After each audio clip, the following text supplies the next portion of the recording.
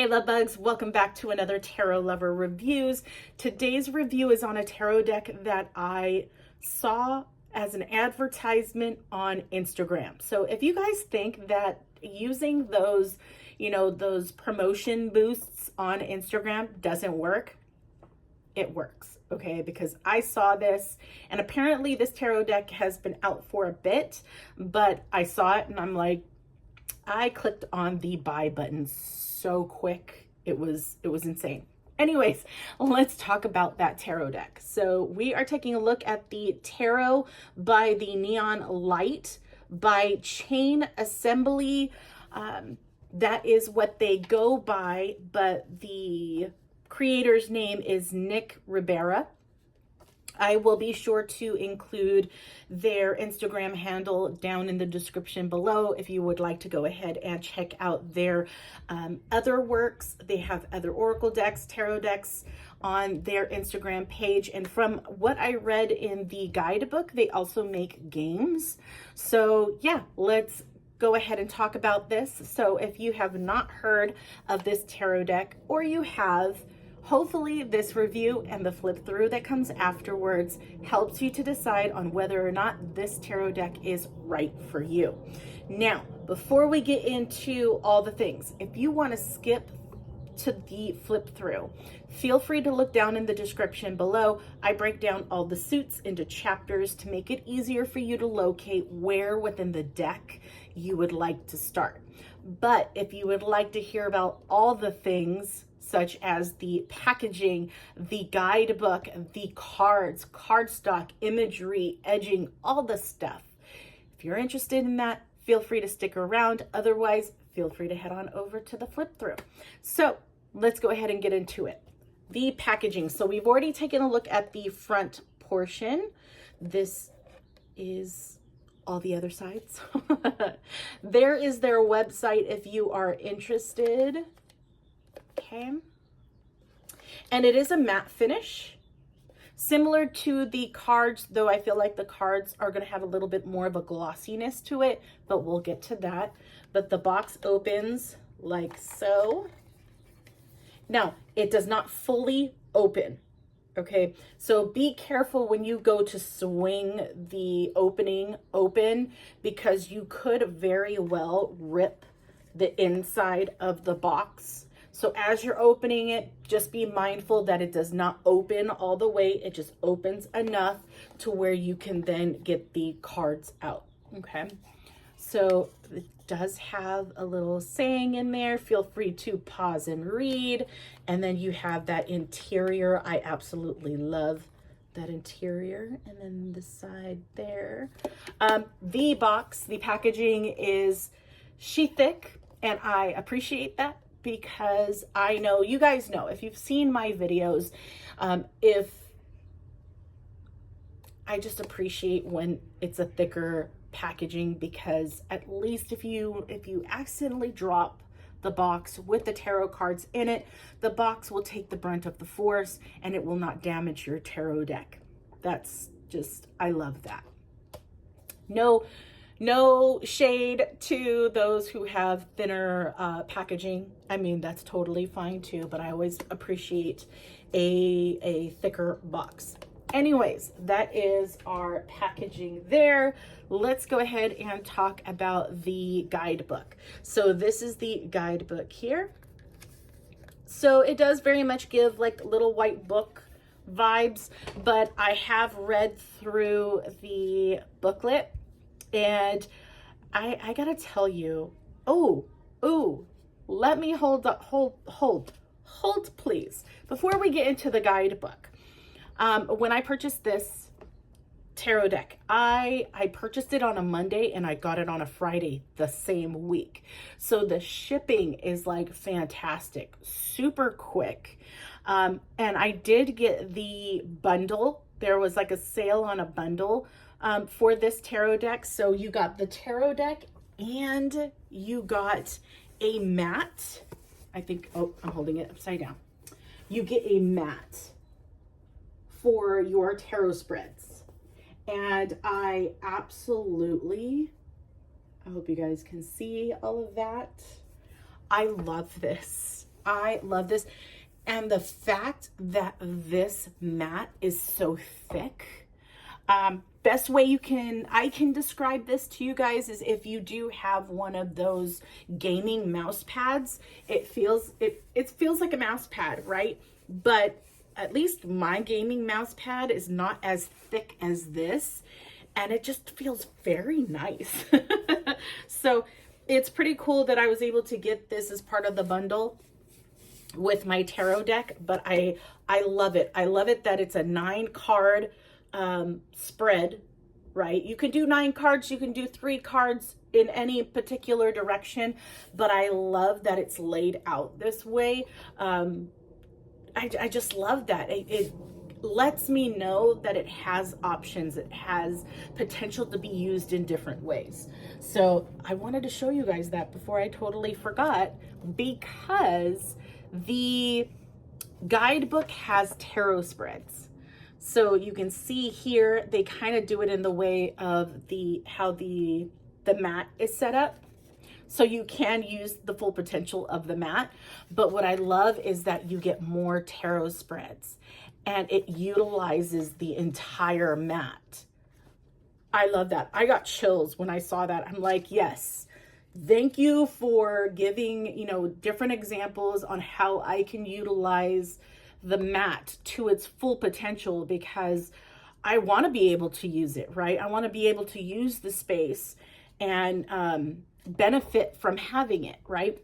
So that's a plus. I am always happy when I see tarot spreads in the book. As far as the descriptions, so you do have descriptions for each of the cards here. The information on the cards, it's very simple. It does not have keywords. It just gives you a paragraph of information about that card. And it doesn't give reversals or upright definitions or phrases or anything like that. But the way that they have worded this out, I love it. It is very to the point. It's something that I can understand and relate to. It's not utilizing verbiage that's just very vague, if that makes sense. So I love the guidebook and its simplicity. And that is a big thing with this tarot deck based off of what I read within the guidebook for chain assembly. So yeah, that is the guidebook. Now let's go ahead and talk about the cards. So before I show you the cards, I do want to show you the edges. I love this black edging. I love it. And it works and it makes sense, right? Because it's supposed to be this neon light vibe, right? You want to keep everything dark, right? So I love that. I love a good black edging to my tarot cards. And when I do, rub my fingers over the sides, I don't get any residue. I have noticed when people do metallics or anything like that on the edges of their cards, the metallic part comes off and it gets on your fingers. I don't get it with this one. I will say that, and this is no fault of the creator, I think this is more of the manufacturing part. The cards, when you first get them and you're going through them, they are stuck to each other. Not all of them, but most of them are stuck to each other, and that's basically from the manufacturing side of things.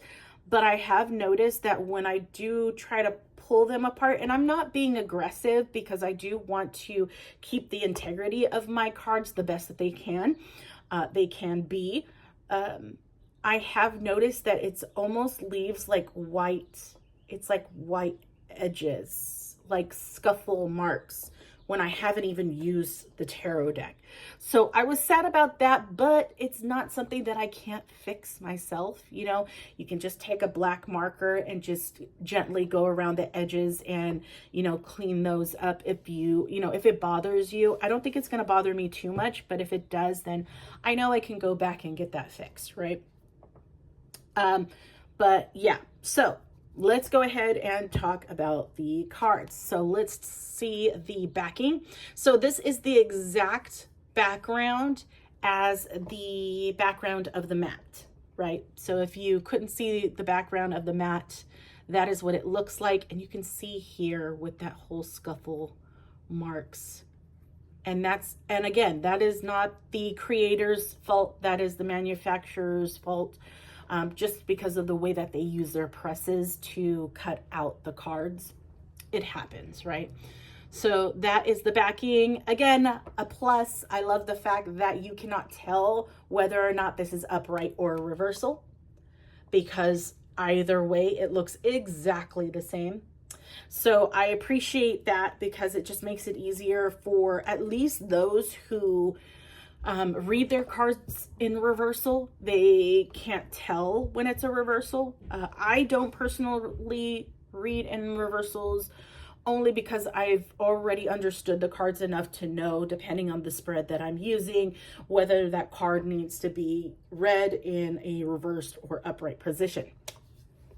But for those of you, and the whole reason why I'm doing videos like this, for those of you who are new to tarot and are looking for a tarot deck, and you do read in reversals, I want to make sure that you notice, because sometimes you don't necessarily notice that, you know, the backing will give away whether or not a card's in reverse and upright. And if you're like me in the beginning, when I was reading in reversals, when I saw a card upside down, because I knew it by looking at the back, I was already trying to think, okay, why is it in reverse? What card is it?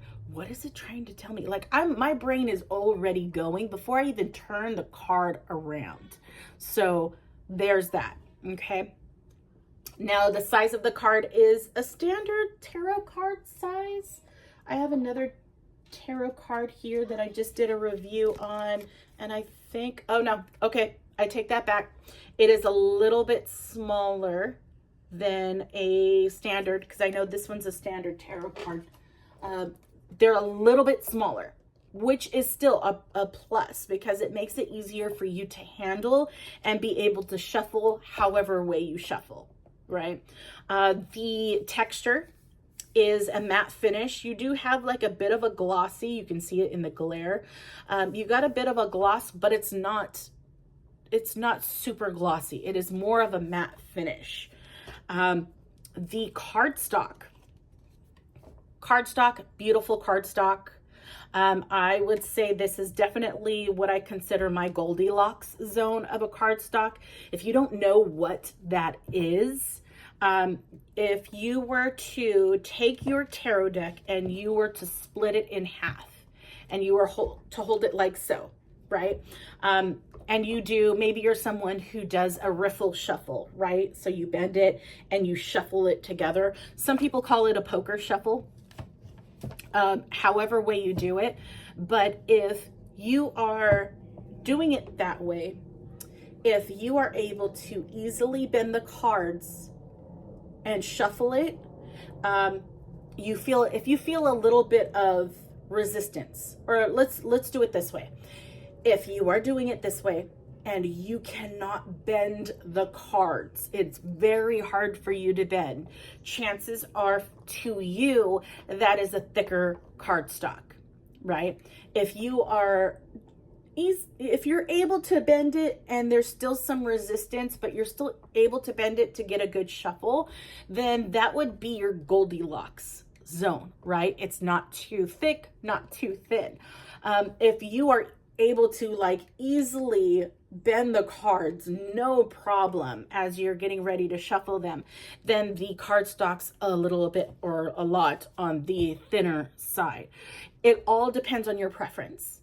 I prefer more on the thicker side, only because then the integrity of my cards last as I'm using them to shuffle, and I do shuffle differently. So don't feel like you have to do a riffle shuffle or a poker shuffle, which is where they kind of all, overlap each other, to be able to shuffle your deck. You can do it any particular way that you want to do it. If you want to do it just kind of, shuffle it in front of each other or front and then back. However, put it on a table, swish it around, put them all back together. You can do that. Whatever works best for you, go for it, right? So yeah, that is the cardstock. Now let's talk about the imagery and the naming convention. Now the main reason I like to talk about this is because I like to make the comparison to a standard Rider-Waite tarot deck. Why? Because a lot of us start off with a Rider-Waite Smith tarot deck when we start reading tarot, right? A lot of the guidebooks out there are based off of the Rider-Waite imagery and naming convention. So if you are more prone to utilizing those guidebooks that you can buy separately instead of the guidebook that you get with your tarot deck, you may find it harder to utilize that book or those books with a particular tarot deck that does not utilize the same naming convention or imagery. Okay, so that's why I do this particular part of the video. So let's talk about the naming convention. So the naming convention, what Nick did in their tarot deck is they didn't add no names except for the ace and the court cards. So king, queen, knight, and page. Those are the only cards that has a word or words on it. Okay. Everything else just has the number, the Roman numeral, right? And then the suit.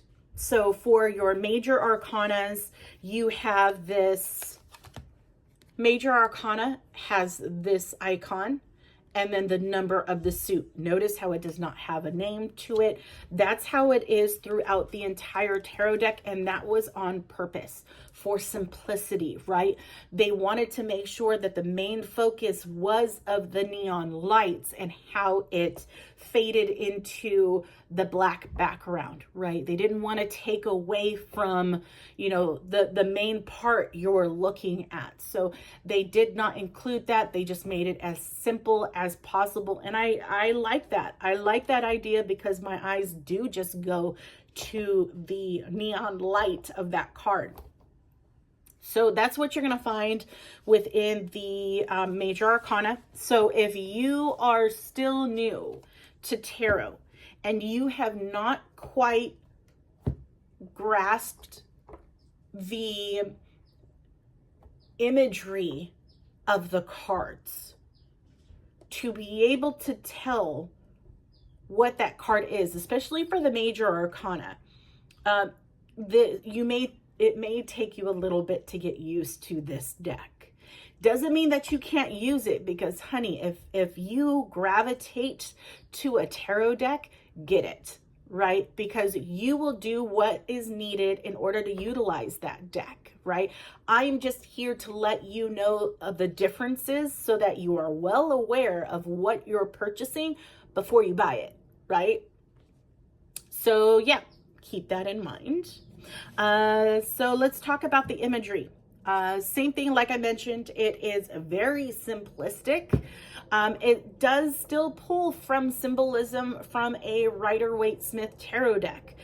You just have to be used to that imagery to know at a glance what that card is.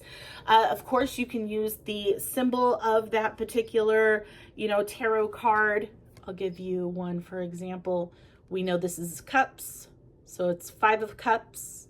And then you have your iconic imagery, and I absolutely love, and the fact that you can see it better on camera, is the smoke, like the smoke vibe behind each of them. I love that. They didn't put it just solely on a black background. They gave it some depth. And I love that.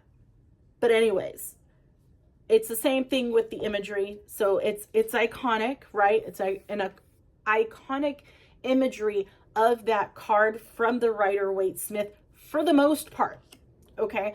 Not all of them do that, okay? It'll utilize some aspects of it, or it may go off a little bit. One card in particular would be the World card, and you guys can take a look at that one. You'll know what I mean, but it makes so much sense, right? It fits. It's not the same as what you're typically used to.